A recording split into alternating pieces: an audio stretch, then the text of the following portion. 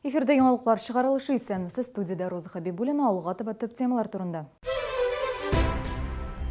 Водительлар алай әйбәт туры килә, бик нык хамит итмиләр. Һәм безнең сюжет героена мондый шофер туры килмәгән җәмәгать транспортында дурфалык белән ничек көрәшәләр. Грипп чигән Мешалыда авыручылар саны 45-кә җитте. Шәһәрдә нинди карантин чаралары уздырыла, таләпләр үтәләме? Гүзәл Шихапова ачыклады. Шушы әбиләрем күп килеп барысы сашында җыерып, үзләренең сәламәтлекләрен турында кайгыртып, сәламәтлекләрен ныгытсаннар иде. Чәчкә чал кыру киртә түгел, чал пенсионерлары ГТОда катнашырга әзер. Маршрутка йөртүчеләреннән зорланалар. Пенсионерлар һәм мәктәп укучылары редакция безнең кайнар телефон номерына шалтыратып, чаллы автобуслары шоферларын тәнкыйтьлиләр. Чираттагы зор шәһәрдәшебез Рәйсә Хамадиновадан килдем. Маршрут йөртүчесе пассажир белән үзен дурфа тоткан. Бәхәснең ахыры ни белән тәмамланды? Алдагы сюжетыбызда. Рәйсә Хамадинова сүзләренә караганда, беренче номерлы маршрут автобусы шоферы белән алар берничә көн элек талаша. Маршрут йөртүчесе пенсионер хатының акча урына проездны сузуын күреп, аңа начар сүзләр әйткән, өендә генә утырырга кушкан, аны карт хатын дип атаган. Рәйсә Хамадиновага бу ошамаган билгеле, тиешле органнарга зарланачагы хакында белдергән. Шунда шофер бәхәс сүргә тәкъдим итә. Янәсе әлеге гамәлләре өчен аңа бернинди дә җәза бирмәячәкләр, шулай ук эштән дә алмаячаклар. Он сейчас просто меня игнорирует, он высаживает людей раньше остановки и, проезжая мимо меня, победоносно сигналит. Ну, видимо, он решил объявить мне войну и что чувствует в этот момент себя героем, что он объявил войну бабушке, и что он выигрывает эту войну, что он на коне. Без беренче номерлы маршрут автобусларының хуҗасына әлеге вазгыятькә карата аңлатма бирүен сорадык. Аның сүзләренә караганда 368 РУР номерлы автобус шоферынан инде беренче кеше генә зарланмый икән. Туйдым инде мин шоферга карата дәгъва сүзләре ишетеп ди җитәкче. Сегодня я дал там приказ, чтобы эту водителя сняли с маршрута и отправили домой. Мы ему выговор давали уже, но это уже последний выговор, не будем, мы просто его увольняем. Нам такие неустойчивые психические водители не нужны. Маршрут автобусы йөртүчеләре белән профилактик әңгәмәләр даими рәвештә уздырыла. Социаль проездной билетлары ияләренә дурфа сүзләр әйтү берничек тә акланмый. Күп кенә йөртүчеләр үзләре дә шундый фикердә. Чөнки шул ук социаль проездной ияләре аларның туганнары, әти-әнисе, әби-бабасы да булырга мөмкин. Водитель виноват, значит его накажут. Может, на первый раз там отстранят на несколько дней от работы. Ну, а второй, третий раз там выгоняют обычно. Я вообще веду себя спокойно. Мне это что есть, а не что нет. Заработали. Положено, пусть ездят. Раз, второй предупредить, может скажут, все, освободи место. Ну, могут уволить, убрать машины. А сейчас же без работы тяжело же. Йөртүчеләр арасында социаль проездной ияләрен өнәп бетермәүчеләр юк түгел. Нәкъ менә шуның өчен пенсионерлар арасында проездной билеттан баш тартучылар да бар икән. Йөртүчеләрдән ләгънәт сүзләр ишеткәнче акча түләвен 1000 өлеш артыграк диялар. Я говорю, я не пользуюсь картой социальной, поэтому я ни разу не сталкивалась. Но хотя, когда езжу в автобусе, я это вижу. Мне гораздо легче заплатить самой деньгами, чем показать кому-то карту. Социальная карта белән җөрмим мин сирәк җөрим автобуста.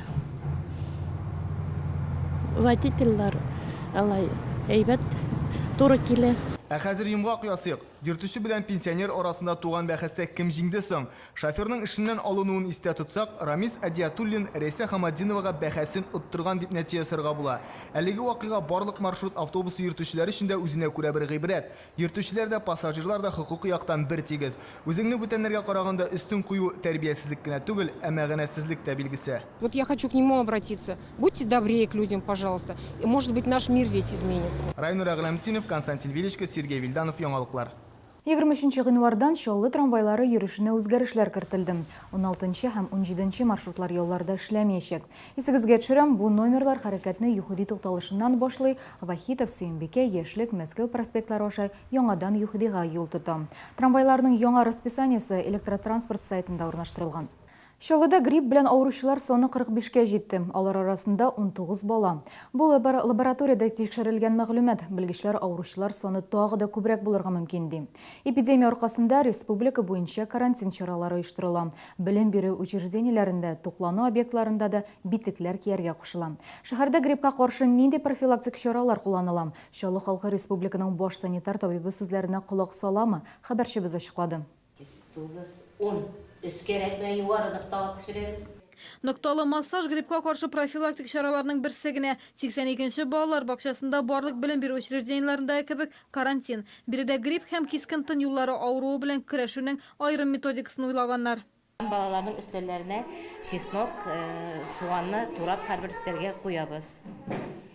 Инде аннарысын урамга чыккан вакытта без балаларның борыннарына оксалин мазь кремен сөртәбез.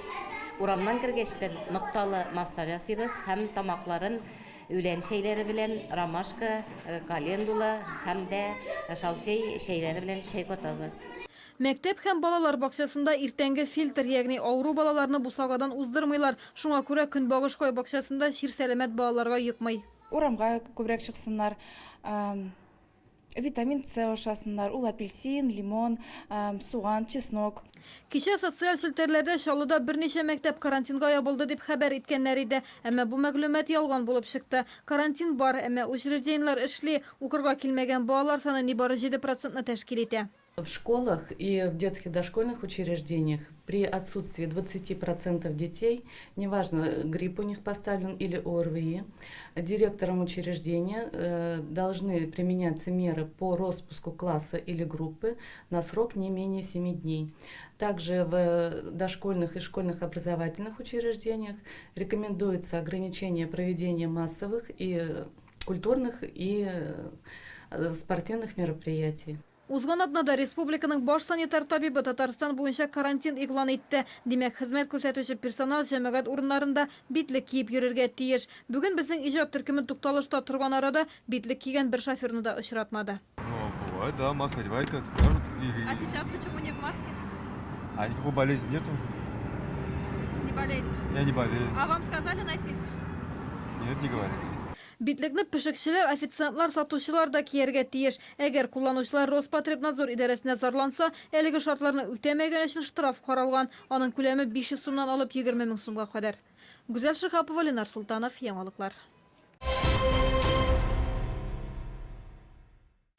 Республика полициясы җинаять төркеме лидерларын эзли. Алар законсыз банк эшчәнлеге алып барган. Бу хакта хокук сакчылары август аенда хәбәр иткән иде. Җәен җинаятчы төркеменең 13 вәкилен кулга алдылар. Шулар арасында 34 яшьлек Ират һәм аның җәмәгате. Соңрак алар илдән китмәү турындагы документка кул куеп иреккә чыгарылды. Әмма Ират һәм аның хатыны качып китә. Җинаятчы төркем оештырганнары һәм законсыз банк эшчәнлеге алып барганнар өчен аларны 10 елга кадәр ирекләренә мәхрүм итәргә мөмкиннәр. В общей сложности они извлекли незаконный доход в сумме не менее 52 миллионов рублей, что является особо крупным размером. В результате обысков подозреваемых полицейские изъяли несколько единиц огнестрельного оружия, наркотические вещества, автотранспортные средства и деньги. Ел башы булгагына карамастан Чаллыда интернет һәм мобиль элемтә ярдәмендә 26 урлашу очрагы теркәлгән. Зыян күрүчеләр 1 миллион сумга якын акча югалткан. Мисал өчен, дүшәмбе көнне пенсионер хатын-кыз улы юл һәлакәтенә эләкте дигән җинаятьчеләрнең исәп-хисап счетына 50 000 сум акча күчерә. Нибары 2 очракта гына шәһәрдәшләр уяу булган. Мораль такова, что, к сожалению, во-первых, челнинцы еще проигрывают всякого рода мошенникам, когда те звонят по телефону. И вторая, когда вам звонят близкие, мамы, отцы, там, дяди, тети, пожалуйста, берите трубку. Чаллыда 86 елда туган Галимов Станислав Дамир улын эзлиләр. Ул 10 000 сумлык милек урлауда гаепләнә. Җинаять 4 гыйнварда Яңа шәһәрнең 2-11 йортында була. Әгәр әлеге иратның кайдалыгын беләсез икән, полицияга шылтырату сорала.